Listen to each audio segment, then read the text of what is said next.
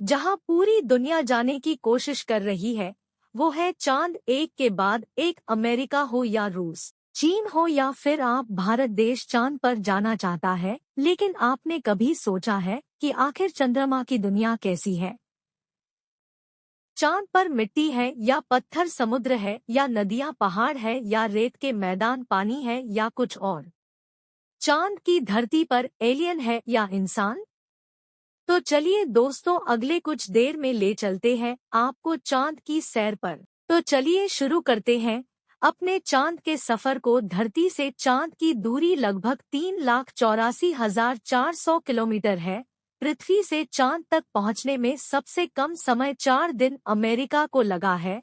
वहीं अगर हम चंद्रयान के रास्ते से चांद पर जाते हैं तो लगभग 40 दिन का समय लगेगा। अगर यह मानकर चले कि हम अमेरिकी स्पेसक्राफ्ट में बैठकर चांद पर जा रहे हैं तो हमें वहां पहुंचने में 4 दिन का समय लगेगा। 4 दिन बाद हम चांद की जमीन पर होंगे। चांद की जमीन पर उतरने के बाद तो हमें सबसे पहले दिखेगा वो है चांद की जमीन। आपको चांद की जमीन उबड़ खाबड़ नजर आएगी। चांद की जमीन पर हर तरफ आपको बड़े बड़े गड्ढे दिखाई देंगे। जब आप चांद की जमीन पर तो हमें सबसे पहले दिखेगा वो है चांद की जमीन। आपको चांद की जमीन उबड़ खाबड़ नजर आएगी। चांद की जमीन पर हर तरफ आपको बड़े बड़े गड्ढे दिखाई देंगे। जब आप चांद की जमीन पर खड़े होकर ऊपर की ओर देखेंगे तो आपको हमारा खूबसूरत ग्रह पृथ्वी नजर आएगा, जिसमें आपको पृथ्वी साफ साफ अपने अक्ष पर घूर्णन करती हुई नजर आएगी, लेकिन आसमान में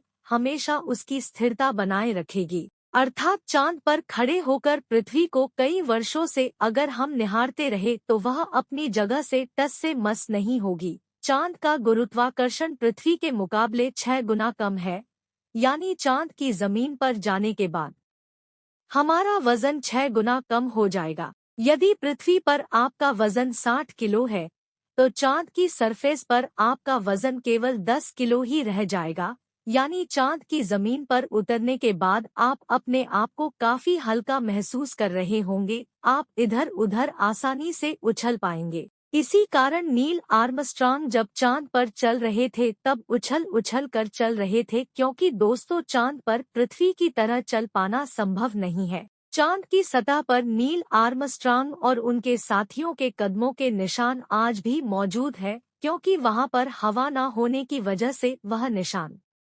भी मौजूद है, क्योंकि वहां पर हवा न होने की वजह से वह निशान मिटा नहीं है। फिर थोड़ा चलने के बाद जब आप चांद पर इधर उधर देखोगे तो आपको बहुत सारा कचरा पर बहुत सारे क्षतिग्रस्त सैटेलाइट और बैग्स मिलेंगे। ये सारा कचरा हम इंसान ने फैलाया है। ये कचरा इतना ज्यादा है कि 5 ट्रक भर सकते हैं। चांद पर कचरा और ये पेपर अंतरिक्ष यात्रियों ने फेंके थे, जिसमें उनकी मानव मूत्र और उल्टियां हैं। अब आप चांद की जमीन पर खड़े हैं तो आपको सबसे ज्यादा खतरा आसमानी मौत का है। चांद का गुरुत्वाकर्षण कम होने की वजह से इसके पास कोई भी वायुमंडल मौजूद नहीं है। वायुमंडल की नामौजूदगी के कारण वहां पर रहने वालों के लिए उल्कापिंड से मरने का खतरा लगातार बना रहता है।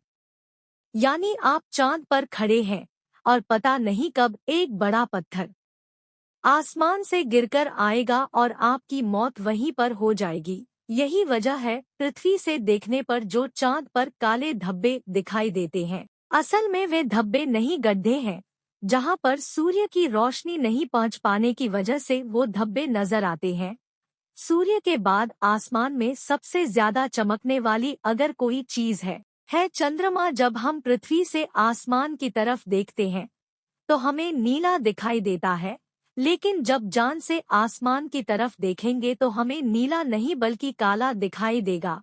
यानी आप जब भी ऊपर आसमान की तरफ देखेंगे तो आपको लगेगा क्या आप काले आसमान की दुनिया में आ गए हैं। अब चांद पर खड़े होकर आप बहुत बोरिंग फील कर रहे हैं, और हम मजाक नहीं कर रहे। अमेरिकी अंतरिक्ष एजेंसी नासा ने वर्ल्ड रिकॉर्ड में अपना नाम दर्ज करवाते हुए चांद पर वाईफाई की सुविधा उपलब्ध करा दी है, जो कि 3 Mbps तक इंटरनेट स्पीड देता है। यानी आप आराम से चांद पर इंटरनेट चलाकर अपना एंटरटेनमेंट कर सकते हैं। अब आपका मन कर रहा है, इंटरनेट तो बहुत हुआ, अब चांद से मैं पृथ्वी पर अपने घर फोन करके बात करता हूँ। आपने फोन मिलाया, फोन लग भी गया, लेकिन यह क्या आप बोल रहे हैं? लेकिन आपकी आवाज मुंह से बाहर नहीं आ रही है। जी हाँ, यह सच है। जान पर आप कितना भी जोर से चिल्ला ले, आपकी आवाज मुंह से बाहर नहीं आएगी। धरती पर वायु की हमेशा हर जगह उपस्थिति रहती है, लेकिन चंद्रमा का अपना कोई वायुमंडल नहीं है। इसलिए वहां पर ध्वनि तरंगों का संचरण सामान्य रूप से संभव नहीं है। यदि आप चंद्रमा पर किसी को पुकार कर बुलाना चाहेंगे तो उस तक आपकी आवाज नहीं पहुंच पाएगी, परंतु चंद्रमा पर एस्ट्रोनॉट स्पेस सूट में रहते हैं, जिसमें ऑक्सीजन और नाइट्रोजन भरकर कृत्रिम रूप से वायुमंडलीय दबाव बनाया जाता है। इसलिए वे सूट में बात कर सकते हैं और उसमें लगे माइक्रोफोन की मदद से किसी अन्य व्यक्ति तक भी अपनी बात पहुंचा सकते हैं। इस तरह से चंद्रमा पर टेलीफोन के काम करने में तो कोई समस्या नहीं है, लेकिन आपको ध्वनि को अपने मुंह से माइक्रोफोन तक पहुंचाने के लिए किसी माध्यम जैसे वायु की आवश्यकता पड़ेगी, जो कि इस स्पेस सूट में ही संभव है। भविष्य में अगर चांद पर इंसानी बस्ती बनती, यह संभव है कि टेलीफोन से चांद पर बात की जा सकती है, लेकिन चंद्रमा से पृथ्वी तक सिग्नल पहुंचने में लगभग 1.27 सेकंड का समय लगता है। इसीलिए पृथ्वी से संपर्क के दौरान आपको रुक रुक कर बात करनी पड़ेगी। अब डॉट संपर्क के दौरान आपको रुक रुक कर बात करनी पड़ेगी। अब चांद पर हमको रहना है, तो अब बात करते हैं चांद पर दिन और रात के बारे में। चांद को पृथ्वी का एक चक्कर लगाने में 27.3 दिन लग जाते हैं और अपने अक्ष पर भी एक चक्कर लगाने इतना ही टाइम लगता है। यही वजह है कि चांद पर हमें एक बार में एक भाग ही दिखता है, दूसरा भाग छिपा रहता है। वही चांद पर एक दिन करीब 14 दिन का होता है। रात भी इतनी ही लंबी होती है, यानी चांद की सतह पर मौजूद वस्तुओं पर रात और दिन का बहुत ज्यादा असर होता है। रात में चांद का तापमान लगभग 153 डिग्री तक गिर जाता है, जबकि दिन में तापमान 180 डिग्री सेल्सियस तक बढ़ जाता है।